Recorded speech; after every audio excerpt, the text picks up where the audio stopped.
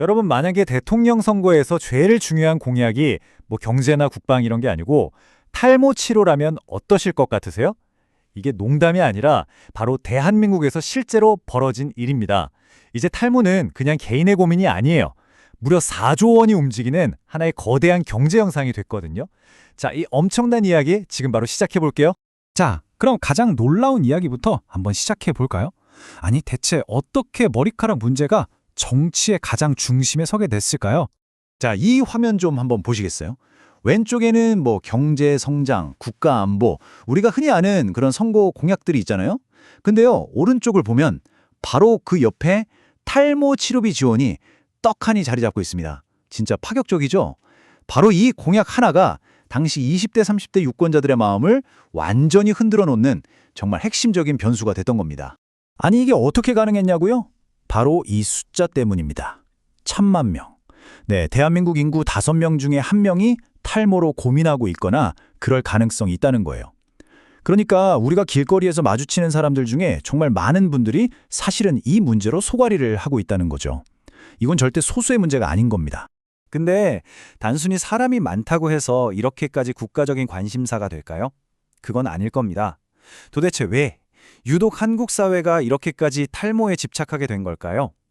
자, 이제부터는 이 정치적인 현상들에 숨어있는 진짜 사회적인 이유를 한번 파헤쳐 보겠습니다. 한 걸음 더 들어가 보면요. 이게 그냥 나 머리 빠져서 속상해 이런 외모 문제가 아니라는 걸 알게 돼요. 이건 생존의 문제랑 연결돼 있습니다. 특히 청년들한테는요. 첫 직장을 구하고 누군가를 만나고 결혼을 생각하는 이 모든 과정에서 탈모가 엄청난 심리적인 벽이 되고 있다는 겁니다. 여러분, 이 데이터 좀 보세요. 정말 놀랍지 않으세요? 탈모 때문에 병원을 찾는 사람 10명 중에 4명이 20대랑 30대래요. 그러니까 이게 더 이상 우리 아버님 세대의 고민이 아니라는 거죠. 인생에서 가장 치열하게 경쟁하고 부딪혀야 하는 바로 그 시기, 청년들의 위기라는 걸 이 데이터가 정확하게 보여주고 있습니다. 그래서 탈모 포비아라는 말까지 나왔습니다. 한번 생각해 보세요. 이력서에 붙이는 사진 한 장이 내 첫인상을 결정하고 소위 취업 비주얼이라는 게 하나의 스펙처럼 여겨지는 사회잖아요. 이런 곳에서 머리카락이 빠진다는 건 곧 경쟁에서 뒤처질지도 모른다는 공포, 그 자체인 겁니다. 이런 말을 하는 분들이 실제로 많아요. 첫 직장 면접 보려고 차 한 대 값을 그냥 모바일 이식에 다 썼어요. 이게 소셜미디어 같은 데서 어렵지 않게 볼 수 있는 이야기거든요. 얼마나 절박한지 느껴지시죠? 자동차 한 대 값을 기꺼이 머리카락에 투자할 정도로 이분들에게 이건 정말 인생에 걸린 문제라는 겁니다. 자, 바로 이 지점입니다. 이런 사회적인 불안감과 간절한 수요가 만나면서 거대한 경제 엔진이 돌아가기 시작하는 거죠. 이게 어떻게 4조 원짜리 폭발적인 시장을 만들어냈는지 지금부터 한번 보시죠. 경제 전문가들은 이 현상에 탈모노믹스라는 이름까지 붙였습니다. 4조 원. 이게 어느 정도 규모인지 감이 잘 안 오시죠? 쉽게 말해서 우리나라 1년 전체 영화 시장 규모보다도 더 큰 돈이 바로 이 탈모 시장 하나에서 움직이고 있다는 얘기입니다. 어마어마하죠? 그리고 이 시장은요, 정말 완벽한 생태계를 갖추고 있어요. 모든 단계를 다 커버하거든요. 우선 예방 단계. 기능성 샴푸는 이제 기본이고요. 헬멧처럼 머리에 쓰면 LED 빛이 나와서 두피를 관리해주는 그런 기기까지 나왔습니다. 그리고 치료 단계로 넘어가면 병원에서 처방받는 전문 약부터 시작해서 줄기세포 치료 같은 최첨단 기술까지 동원되고요. 마지막으로 커버 단계에서는 아예 머리카락을 심어버리는 모바일 이식이나 진짜 머리카락처럼 보이게 점을 찍는 초정밀 두피 문신 같은 기술들이 있는 거죠. 생각해보면 불과 한 10년 전만 해도요. 탈모 관리라고 해봤자 그냥 좀 비싸고 좋은 샴푸 하나 사서 쓰는 게 거의 전부였어요. 그런데 지금은요? 완전히 다른 세상입니다. 그냥 스마트폰으로 내 두피 사진 한 장 찍어서 올리면 AI가 모낭 상태부터 앞으로 탈모가 얼마나 진행될지까지 싹 다 분석해서 맞춤형 제품을 추천해줘요. 심지어는 내 DNA를 분석해서 탈모 유전자가 있는지 없는지까지 알려주는 서비스도 나왔다니까요? 이건 거의 최첨단 기술의 전쟁터나 다름없습니다. 자, 그럼 이제 시야를 한번 전 세계로 넓혀볼까요? 한국에서 이렇게 뜨겁게 달아오른 탈모노믹스가 사실은 K-뷰티의 미래를 이끌어가는 새로운 동력을 되고 있거든요. 아니, 근데 왜 하필 한국일까요? 여기에는 몇 가지 이유가 있습니다. 그중에서도 제일 중요한 건 바로 까다로운 소비자들이에요. 예를 들면 이렇습니다.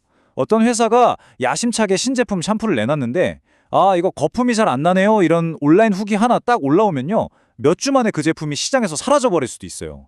이렇게 날카로운 소비자들의 피드백이 있으니까 기업들은 그냥 끊임없이 혁신하고 더 좋은 제품을 만들 수밖에 없는 거죠. 덕분에 한국이 전 세계 헤어케어 시장의 가장 중요한 글로벌 테스트베드, 즉 시험장이 된 겁니다. 이런 흐름을 바로 메디컬 뷰티라고 부릅니다. 말 그대로 의료기술이랑 뷰티가 합쳐진 건데요. 그냥 예뻐지는 화장품 수준을 넘어서 데이터랑 의료기술을 기반으로 나한테 딱 맞는 정밀한 케어 솔루션을 제공하는 거죠. 그리고 이 차세대 K뷰티를 이끌어가는 가장 앞에 바로 이 헤어케어 시장이 있는 겁니다. 이 그래프를 보시면 그 잠재력이 더 확실하게 보입니다. 전 세계 헤어케어 시장이 1년에 한 8% 정도 성장할 걸로 보는데 한국의 탈모 시장은요, 무려 12%나 성장할 걸로 예측돼요. 이게 어느 정도냐면 요즘 가장 핫하다는 전 세계 전기차 시장 성장률보다도 빠른 속도입니다. 이러니 투자자들이 주목하지 않을 수가 없겠죠? 자, 이렇게 사회, 경제, 기술적인 배경을 쭉 훑어보니까 결국 우리는 맨 처음 던졌던 질문으로 다시 돌아오게 됩니다. 바로 그 정치적인 딜레마에 대한 이야기죠. 이 논쟁 정말 뜨겁습니다.